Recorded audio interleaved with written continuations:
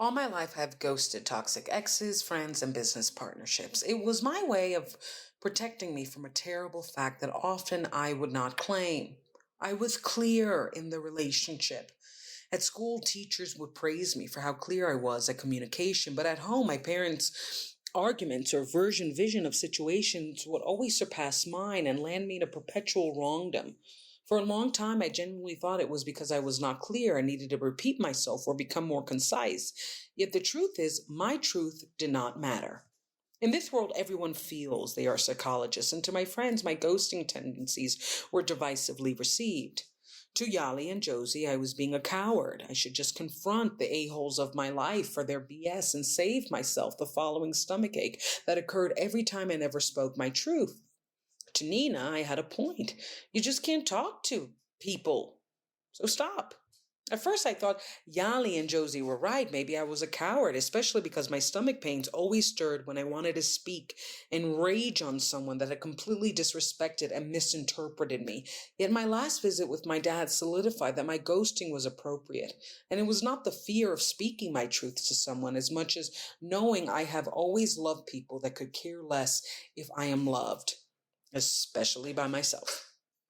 As we sat in a park bench, I had a list of so many wrongs my father did, and he encouraged me to say the list. As a con man, now reformed lawyer, the man loved arguments, and even as a child, to confront him on his behavior was like playing a game of Clue, and I needed to have the literal study and candlestick to prove Colonel Mustard did it. In perspective, it was horribly cruel and pressuring on a child to make them prove your poor behavior was actually poor and affecting them, especially because my dad was always aware of his ills. He just really did not want to be confronted on them. He would be the first one to say he was an addict and assume that he didn't do what addicts do, like verbally abuse children or steal or lie. Thus, as he fidgeted, refusing to look me in the eyes, I rambled on how he hurt me, only to be interrupted by him bursting into laughter after a park gardener accidentally hosed himself in the face and fell.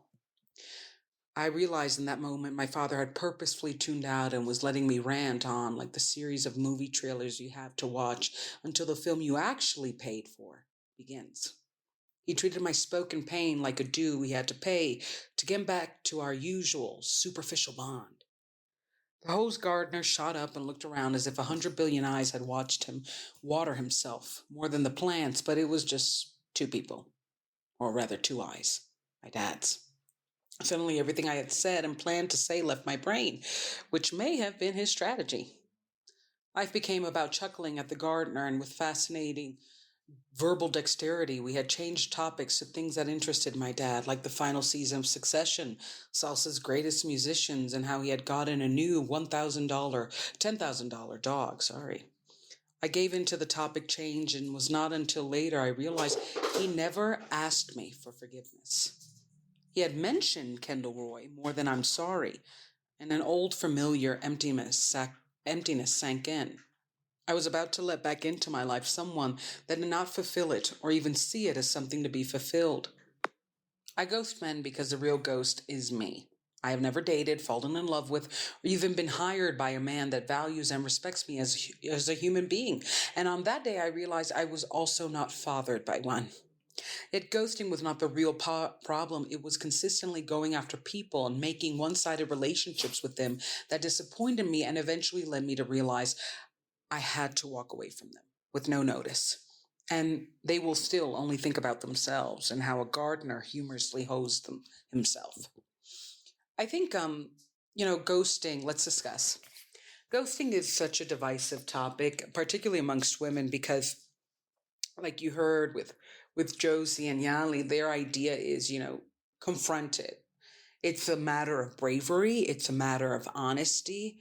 I think it's a matter of coping and healing. One thing that I realized in perspective of my relationship with my dad and so many of my toxic exes, which I guess my dad, I wrote an episode, I haven't come out with it, but sometimes I feel like my dad was, and I know that sounds so sick and twisted, but I really feel he was like the first guy I ever dated, because he really did treat me like this ex-girlfriend that he couldn't get rid of. Like, he did not treat me as a child, like a child. He aged me, he belittled me, he planned ways to humiliate me and turn people against me, like my siblings. He was a very disgusting character. And when he laughed at the gardener, it was so brilliant of him as a strategist and a debater, because again, he's a lawyer, he has Mensa level genius.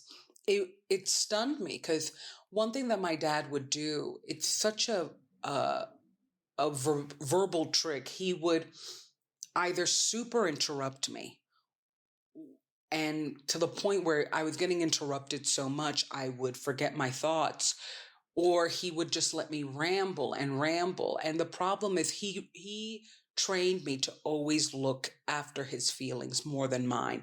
Even expressing myself, I had to watch him to see how he changed, his mood changed.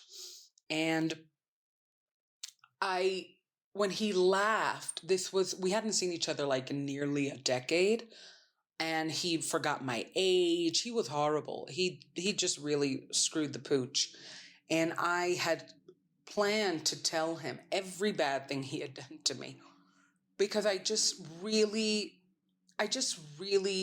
thought that if I told him the harm, he would be repentant, and it would be like his reactions and his responses would be proof that he actually loved me, that he actually cared about me, that he regretted all his bad behaviors, and he was just the same horrible person. And he was there shaking his head, and then he started dying laughing because the gardener hosed himself. And he was like, "Oh, sorry, I'll continue." And I just died inside, because, first of all, it's like my entire list just left my body. And I was so scared, because this is how you know you're not safe with a person. I was genuinely trying to figure out how I was going to tell my dad. He absolutely ruined my life. I knew he did it on purpose, because I could tell him all the schemes he committed. And I was willing to forgive him, because he is my father, if he actually said sorry. And he not only did not say sorry, he laughed. He was watching someone else instead of me. He was listening to someone else instead of me. And he just wanted to get over it. And I felt, God, oh my God, I might cry thinking about it, because sometimes the thing about Daddy Recovery is I'm writing all my memories, and I'm speaking all my truths, and I'm watching them transform into something at times so much richer and wiser, and at times so much more tragic. Because when it happened, one of the things of being abused by your parent is that they normalize bad behavior, because they're your first like human interaction. And you don't laugh at somebody crying. You don't distract and watch gardeners while someone is saying you ruined their life. And I was so scared, because my father always lived in denial. He would just deny everything, act like it didn't happen. And he would act so certain that even if you knew he was lying, what is if somebody is so deep and certain about their lies, even if you have the truth, like somehow they'll make you feel insecure about it. And not in terms of doubting the truth, but doubting it's even worth saying and hearing. And I think that was why what Josie and Yali didn't understand. My father was dead inside. He just did things according to what he wanted. And, like build relationships according to the lies that would make him get what he wanted from others, from people, his grandchildren, my other siblings, whatever friend. If somebody traveled to Japan, he would say he traveled to Japan, and paint it in a way where you thought he went, and he never went to Japan. Like he wanted to be loved, even if he couldn't feel the emotion anymore. And when I think he felt I didn't love him. And what I realized is I didn't. I couldn't love somebody that was always trying to humiliate me and make me less than, and hated me in some ways, or at least wanted me to hate myself, because I don't think my dad feels. I think he hated me because had to convince himself I was a villain. So he would keep on avoiding child support and, the master's program, kind of scheming. So I would somehow have to pay for it, even though he said, like, he loved cruelty when it came to me. And that that wasn't even the end of the trip. It was just like a 3-day reunion. And it just sunk and sunk and sunk. And what I found is I was falling back into this behavior of silence and just smiling and kind of asking my dad, "What do you love about me, Dad? You think I'm great?" And I literally asked that. I asked him, "What do you love about me?" And he said, "You're my daughter." And I said, "But what are the qualities?" And he said, "You're just my kid." And this is my abuser. And he's like, "Why? What do you love about me?" And I said, "That you're cultured, that you know how to turn a room to love you, even if you don't care about anybody in that room, that you love TV and entertainment, the same shows he likes, I liked." And that was probably one of the final nails in the coffin, because that was like, I think on the third day he did that. And I thought, you really just came here to act like you did everything you could to get me back. Because one of the reasons I reached out to him is my sister reached out saying he was sick and that he talks about me all the time. But upon landing, he called me an alcoholic because I had an Aperol Spritz. He made me pay for one of his dinners. He went back to his old behavior of kind of like watching me and making fun of me and seeing how he could make me pay for stuff or making sure he didn't pay for too many things for me, like always watching his money.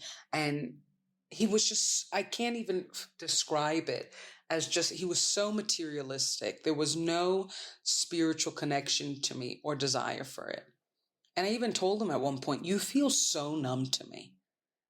And he was like, "My childhood." And I ghosted him. Well, this time I didn't ghost him. I called him and he said, "What about my feelings?" And I said, "Nope, don't care anymore. I have to put me first." And then my mom called him and he said, "Yeah, I didn't try."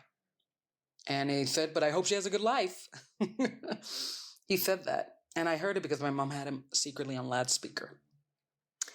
And I realized, and it's something that I watched in Sister Wives, Janelle was talking about Cody, and I love Sister Wives. And it's about this narcissistic man in Utah that marries women and then abandons them and acts like he was abandoned. And I think she said something to what Cody does is that he pushes you away until you exit and then acts like the victim because you leave.